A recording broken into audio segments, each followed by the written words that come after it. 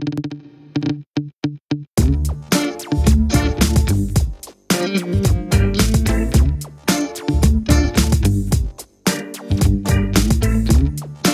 guys, welcome back to Super Gadget. Ini adalah Realme Buds Q2S.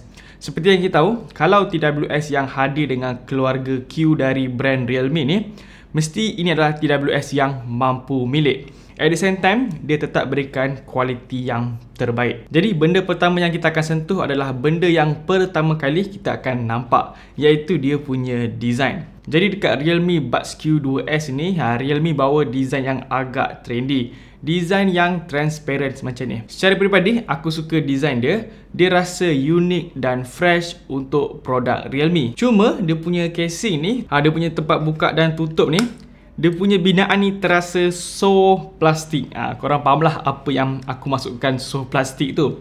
Tapi walaupun binaan dia daripada plastik, Realme bagi tahu yang diorang dah buat ujian buka tutup benda ni. Diorang claim benda ni boleh buka dan tutup sehingga 10,000 kali. 10,000 kali tu adalah satu angka yang sangat besar lah untuk buka dan tutup casing ni. Tapi yang Realme buat ujian tu hanyalah untuk buka dan tutup. Dia tak termasuk kalau korang terhentak kat dinding ke, kalau terjatuh ke, dia tak termasuk. Jadi dengan bahan binaan yang macam ni, korang kena ekstra hati-hati supaya dia tak pecah lah ataupun dia tak calar. Baiklah, tengok bahagian belakang dia pula. Dia ada port charger yang berjenis Type-C. Bahagian depan dia ada LED indicator. Dan satu benda yang aku perasan yang tak ada dekat casing Realme Buds Q2S ni, iaitu dia tiada button untuk reset. Jadi kalau kita nak connect dengan smartphone lain, kita kena keluarkan dia punya TWS ni dan tekan kedua-duanya secara serentak. Adakah ia akan menyusahkan korang? Bagi aku tak juga. Tapi bagi yang dah terbiasa dengan adanya button reset ni, mungkin agak menyusahkan korang sikit lah.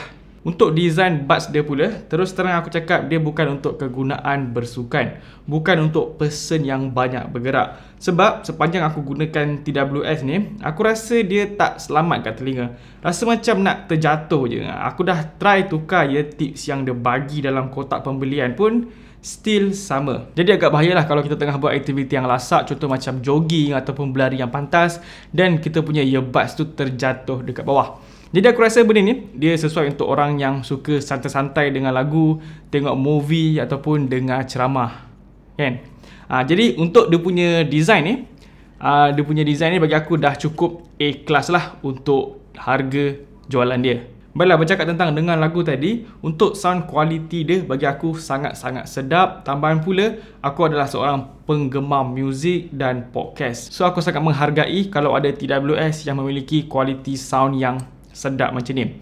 Tambahan pula, harga jualan dia cuma RM139 sahaja.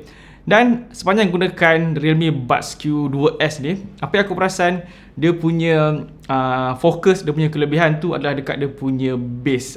Bass yang tebal. Dia punya bass tu memang tebal gila. Bass yang berdentum lah. Itu sebab dia punya bass ni, dia menggunakan 10mm Dynamic Bass Boost Driver. Dan untuk gunakan TWS ni, kita boleh je connect gunakan Bluetooth yang biasa tu. Dan Bluetooth protokol yang digunakan TWS ni ialah Bluetooth 5.2, which is dia bagus dan sangat cepat untuk kita connect dengan smartphone. Tapi aku sangat sarankan kalau kita connect Realme Buds Q2S ni dengan aplikasi Realme Link. Sebab kat situ kita boleh control TWS ni. Dan sepanjang gunakan TWS ni, aku dapat rasakan tetapan sound effect yang bright ni lebih sedap berbanding yang lain. Dan bagi yang suka dengan sound yang kuat, sound yang extraordinary, korang boleh tekan volume enhancer ni. Sebab dia akan naikkan lagi bunyi dekat TWS ni. Dan dekat aplikasi Realme Link ni juga, kita boleh custom untuk touch control TWS ni. Tambahan pula, kalau nak dapatkan super low latency untuk main game, tinggal tekan je dia punya game mode. Realme Buds Q2S ni juga ada fungsi ANC. Walaupun dia tak sehebat ANC, Active Noise Cancellation tu, tapi bagi aku dia agak membantu jugalah semasa kita on the phone. Sebab dia akan kurangkan bunyi environment. So bila kita tengah on the phone tu, dia akan lebih clear lah. Tak ada suara yang bocor sangat. Dan untuk bateri dia pula, sepanjang gunakan TWS ni, bagi aku ini adalah bateri yang hebat, bateri yang terpadu lah yang pernah aku cuba untuk harga jualan yang macam ni, untuk level harga jualan dia, yang mana dia boleh bertahan sehingga 7 jam untuk sekali pakai, dan total untuk sekali casing dia ni ialah 30 jam. So untuk dia punya bateri tu memang aku appreciate lah, memang aku suka gila dekat dia punya ketahanan bateri tu.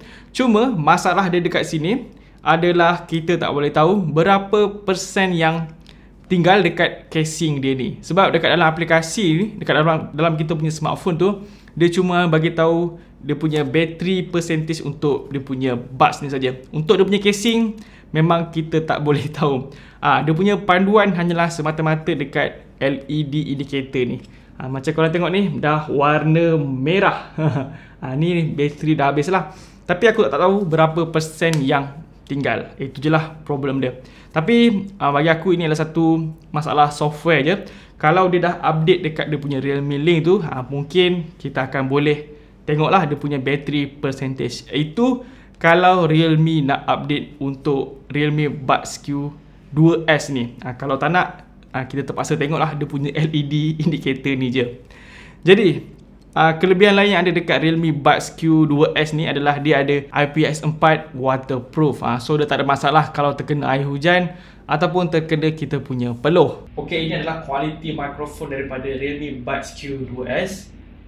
Aku dah cuba tadi dan bagi aku dia punya kualiti tu taklah teruk sangat dan taklah hebat sangat. Just nice lah untuk harga RM139. So kalau untuk buat on the phone pun dia just nice lah. Kita boleh still orang yang terima call kita pun still boleh dengar suara kita dengan jelas, dan kita pun boleh dengar suara dia orang dengan jelas disebabkan ada ENC tu.